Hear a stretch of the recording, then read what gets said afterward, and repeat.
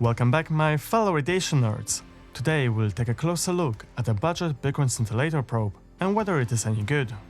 Before we continue, if you enjoy this content, make sure to subscribe to my channel so you don't miss any of the upcoming uploads. Thanks, and now back to the video.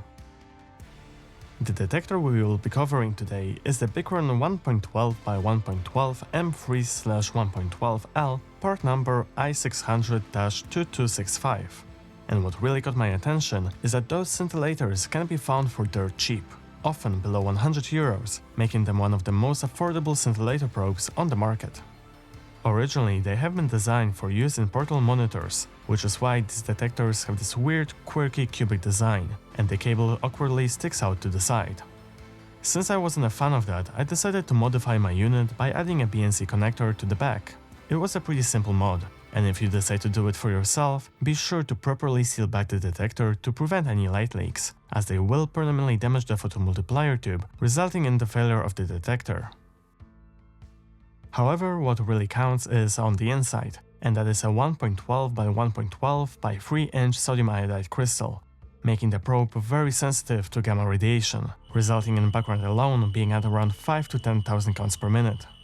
The operating voltage should be probably around 600 to 1000 volts, and personally I have been running my scintillator at 650 volts without any problems. But recently I started to use it at 900 volts so that I can quickly swap out between the scintillator and my 44-9 pancake probe. And I haven't had any issues.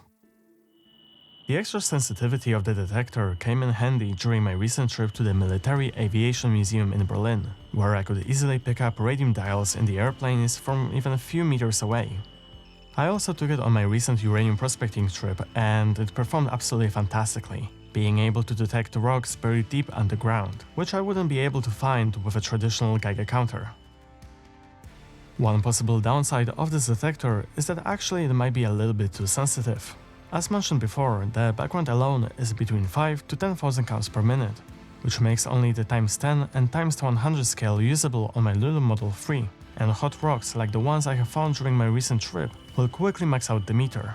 So while the detector did a great job at finding the hotspots, I did ended up using my Racet and Better Geiger S2 and S2L for pinpointing the exact location of the rocks. One solution to this problem could be to run the scintillator at a lower voltage, maybe around 500 to 550 volts, which will lower its sensitivity and give a bit more headroom. One interesting thing about many of the Bicron scintillators is that they have this weird potentiometer sticking out. It is basically a gain adjustment which allows to control how strong the output is. This doesn't really affect the sensitivity, but can be useful for gamma spectroscopy and slightly improve resolution. Speaking of which, this detector is definitely a great tool for detecting radiation, but can it be used for gamma spectroscopy? So far, I had the chance to test 3 of those units with my Gamma Spectacular GS Pro V5, and the results varied drastically from being okay at 7.8% to pretty much unusable at over 13% at 662 keV. It is really a gamble with those detectors, and if spectroscopy is a priority for you, then I would definitely recommend getting a higher-end probe for that purpose. Overall, these detectors are a real bargain, and they are definitely worth considering if you are looking for a decent scintillator that won't break the bank.